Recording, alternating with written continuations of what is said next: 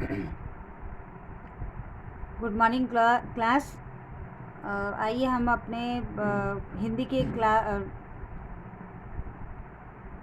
पाठ 3 की शुरुआत करें, जिसका शीर्षक है निज भाषा यानी अपनी भाषा। ये हिंदी की प्रसिद्ध कवि भारतेंदु हरिश्चंद्र जी द्वारा लिखी गई है। इन्होंने इनका यहाँ पे इस बात पे इन्होंने जोर दिया है कि हमारे देश की एक स्वतंत्र भाषा होनी चाहिए। अगर ऐसा हुआ तो सबकी उन्नति, पूरे भारतवर्ष की उन्नति हो सकती है और वो भाषा सबको एकता में बांध के रख सकती है। तो चलिए हमने देखेंगे इस कविता के पहले चरण। निज भाषा उन्नति अहे, सब उन्नति को मूल। देखिए मैंने यहाँ पर साइड बाय साइड आपको सबका मीनिंग लिखा हुआ है। यहाँ पे मीनिंग लिख के रखा हुआ है, इसमें से समझाती हूँ। अहे यानी है होता है, निज भाषा उन्नति अहे, अपनी भाषा में उन्नति है सबकी, सब उन्नति को मूल।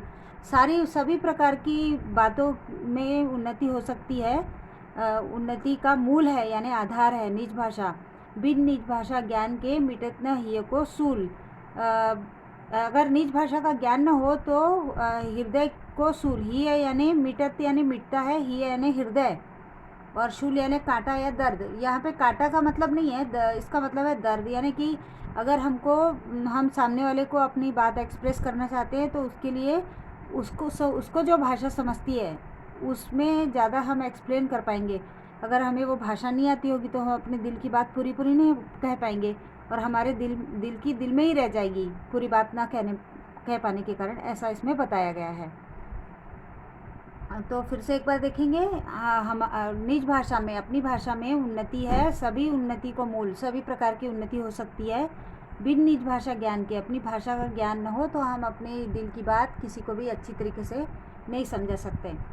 सेकंड वाला चरण देखेंगे। अंग्रेजी पढ़ के यद्यपि सब गुण होत प्रवीण, पै निज भाषा ज्ञान बिन रहत हीन के हीन। अंग्रेजी पढ़ी यानी पढ़ना, यद्यपि यानी यद्यपि, ऑल्दो बोलते हैं ना इंग्लिश में, वैसा ऑल्दो। सब गुण हो तो प्रवीण, सभी गुणों में प्रवीण हो रहे हैं यानी पारंगत हो रहे हैं। गुण यानी गुण होता है, गुण यानी गुण में पारंगत हो रहे हैं। परंतु यानी परंतु निज भाषा ज्ञान भी, जिनको अपनी भाषा का ज्ञान नहीं होता, वो जो हीन है, जिनमें कमी है, जिनमें विद्या की कमी है यानी जिनमें ज्ञान का अभाव है, वो वैसे की वैसे हीन के हीन रह जाते हैं, यानी उनमें कमी रह जाती है, जिनको अपनी भाषा नहीं आती, नहीं समझती। उन्नति पूरी है तभी यानी तभी, जब घर उन्नति होए, निज शरीर उन्नति किए, रहत मूड सब कोय। इसमें बताया गया है कि पूरे जैसे एक घर है, उसमें सभी सदस्यों की उन्नति तभी होगी जब उसका जो मुखिया है वो सबकी उन्नति पर ध्यान दो। ऐसा नहीं कि उसी की उन्नति हो गई और बाकी सब रह गए। तो अगर सबकी उन्नति हो रही है, जो मुखिया है सिर्फ वो अपनी उन्नति पे ध्यान दे रहा है, अगर ऐसा है तो बाकी की सभी लोग अज्ञानी ही रह जाएंगे, मूढ़ यानी मूर्ख रह जाएंगे, ऐसा उसमें कहा गया है। निज भाषा उन्नति बिना कभू न हवे सोय। कभू यानी कभी भी, कभू यानी कभी भी, हवे है सोय, हवे है यानी होते हैं, सोय यानी सुख, सो यानी सुख। अपनी भाषा की उन्नति किए बिना सभी लोग कभी सुखी नहीं हो सकते। लाख उपाय अनेक यों, भले करे किन कोय। फिर चाहे आप लाख उपाय कर लो, कोई भी कर ले, कितना भी कर ले, तभी भी सब सुखी नहीं हो सकते अगर अपनी भाषा का ज्ञान न हो। ऐसा इन्होंने बताया है।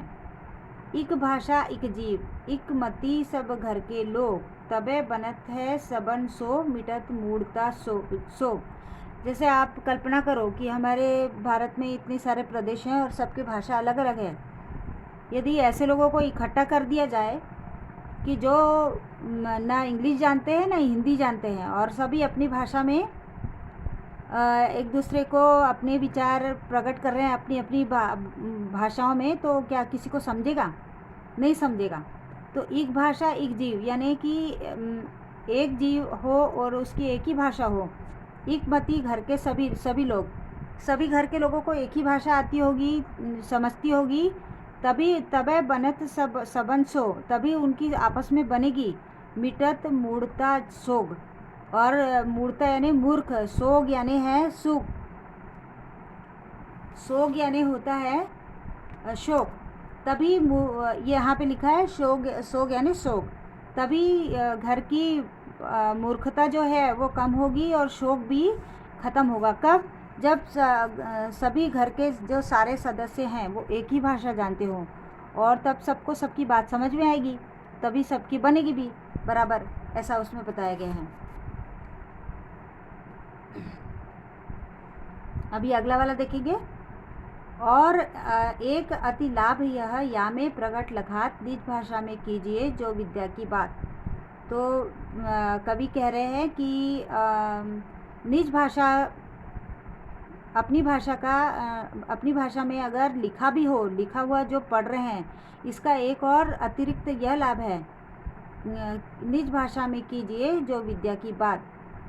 तो जो लिखा हुआ है वो भी सब पढ़ पाएंगे निज भाषा में अगर लिखा हो, और तब जो विद्या की बात, अगर हम एजुकेशन ही या विद्या ही अपनी भाषा में देते हैं जो सबको समझ में आती है, तो सबके लिए बहुत लाभकारी होगा, सभी को समझ में आएगा। ते ही सुनी पावे सब लाभ सब, बात सुने जो कोई, यह गुण भाषा और मह कभू नहीं होए। वह ते ही यानी उसी को, ते ही यानी उसे ही, ते ही यानी उसे ही।